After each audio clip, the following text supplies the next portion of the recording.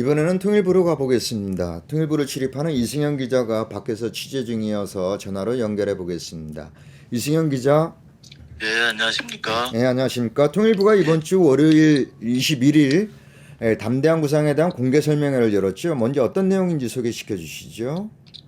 네, 통일부는 21일 날 월요일이었습니다. 비핵평화 번영의 한반도, 윤석열 정부 통일 대북 정책이라는 제목으로 본문 34쪽 분량의 설명 자료를 배부했습니다. 이날 오후에 통일부 주최로 공개 설명회가 열렸는데요. 이때 김태우 국가안보실 1차장이 기조 발제를 했습니다. 이 화면에 보시는 대로 비핵평화 번영의 한반도를 비전으로 3대 목표, 3대 추진 원칙, 5대 중점 추진 과제로 구성되어 있습니다. 네. 이 지난 7월 22일이었죠. 그 대통령 업무보고 내용과 비교하면 3대 목표가 추가됐고 담대한 구상을 세부 단계별 조치로 쪼갠 것이 구성 요소로 추가되었을 뿐이지 새로운 내용은 눈에 띄지 않는 이런 것이 특징이라면 특징이라고 할 수 있겠습니다. 간단히 비핵화 달성의 핵심 수단이라고 설명하는 담대한 구상에 대해서 이 초기 조치와 포괄적 합의 단계, 실질적 비핵화 단계, 완전한 비핵화 단계로 나누어서 단계별 상황 조치를 마련한 이것이 조금 특별한 내용일 수 있겠습니다. 주목해봐야 할 내용은 어떤 게 있을까요? 예, 설명회 개최 다음 날 22일 화요일이었습니다. 통일부 당국자가 기자들과 만난 비공개 브리핑에서 먼저 추가 설명이 필요하다고 요청을 해왔습니다. 이렇게 이야기를 시작했습니다. 이 담대한 구상은 과거 북한의 부분 비핵화와 그에 따른 보상, 그리고 다시 원점 회귀, 이런 교훈을 개선한 조치다. 그래서 상호간 취해야 할 구체적 조치들이 포함되어 있다는 점에서 선비핵화 요구와는 다르다는 겁니다.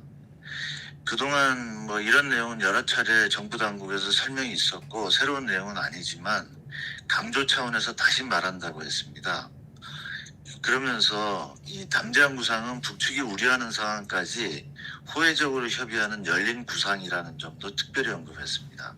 네. 이 종합하면 북측이 구체적인 요구사항을 제시한다면 이에 대해서도 협의하겠으니 군사행동을 멈추고 협상에 나서라고 촉구하는 이런 메시지를 발신하고자 했던 것 같습니다. 과연 가능하겠습니까? 북은 지난 9월 핵정책 법제화 마무리하고 10월 11일부터는 계속해서 전술 핵무기 실전 배치, 운영 능력 확대로 넘어가고 있는 상황 아닙니까?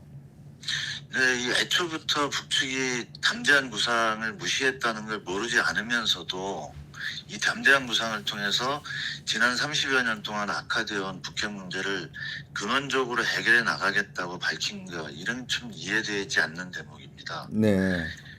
그 6.15 남측위가 24일 어제 논평에서 당장 북측이 수용 가능성이 없다고 숱하게 지적했음에도 불구하고 북한 비핵화를 대전제로 한다는 점에서 이 선 비핵화가 아니라고 하는 통일부 입장은 무모한 말장난에 불과하다고 비판하고 나섰습니다. 네.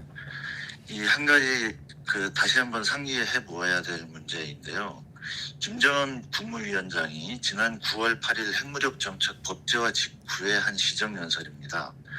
절대로 먼저 핵 포기란 비핵화란 없으며 그를 위한 그 어떤 협상도 그 공정에서 서로 맞바꿀 흥정물도 없다. 이렇게 이야기했죠.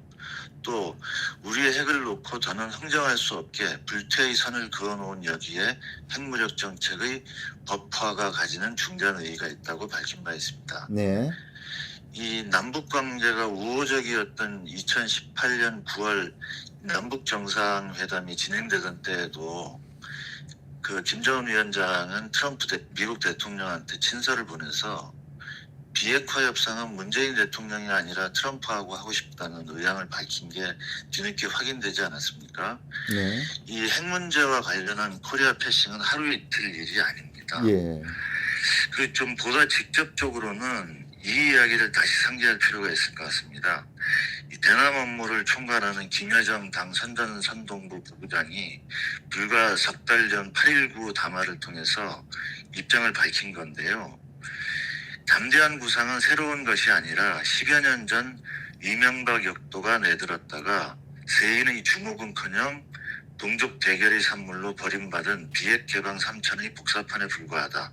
이렇게 이야기했습니다. 네. 그리고 이때 남조선 당국의 대북 정책을 평하기에 앞서서 우리는 윤석열 그 인간 자체가 싫다는 표현까지 동원해서 이 거부감을 드러내기도 했었죠. 네, 이 윤석열 정부가 북미 관계가 아니라 미북 관계라는 표현을 써서 그 배경에도 관심이 쏠렸는데요. 네, 그렇습니다. 이 정부 공식 입장을 처음 문서 형태로 발간한 것이었는데 여기에 통상 써오던 북미 관계를 미북 관계라고 하는 표현으로 대체했습니다. 이 통일부 당국자는 여기 이런 질문이 계속 나오니까 과거에도 북미 관계, 미북 관계 두 개 용어가 번갈아 쓰였고 미북 관계라고 쓸 때도 있었다라고 설명했습니다. 이 문제를 포함해서 담대한 구상을 공식적으로 발표하긴 했는데 아직 정리도 안 돼 있고 좀 어수선하다는 느낌이 있습니다. 네. 22일 날 조선일보 보도 내용인데요. 북미 관계가 아니라 미북 관계로 쓰기로 공식화했다. 이런 보도가 있었습니다. 여기 대해서도 통일부가 당일 보도 반박 자료를 내서 설명 자료에는 미북 관계로 서술을 했으나 이를 공식화한 것은 아니며 미북 관계와 북미 관계를 모두 사용한다. 이런 입장을 밝힌 바 있습니다. 네. 이날 조금 다른 문제인데요. 중앙일보 보도입니다. 핵 억제, 인권 문제 등 북이 민감하게 여기는 사안을 사실상 전제 조건, 담대한 구상에 대한 전제 조건이라는 거죠. 내세웠다. 이렇게 보도를 했습니다. 여기 대해서도 북한 인권은 담대한 구상이 사실상 전제 조건이 아니다. 이건 통일부 당국자가 부인한 내용입니다.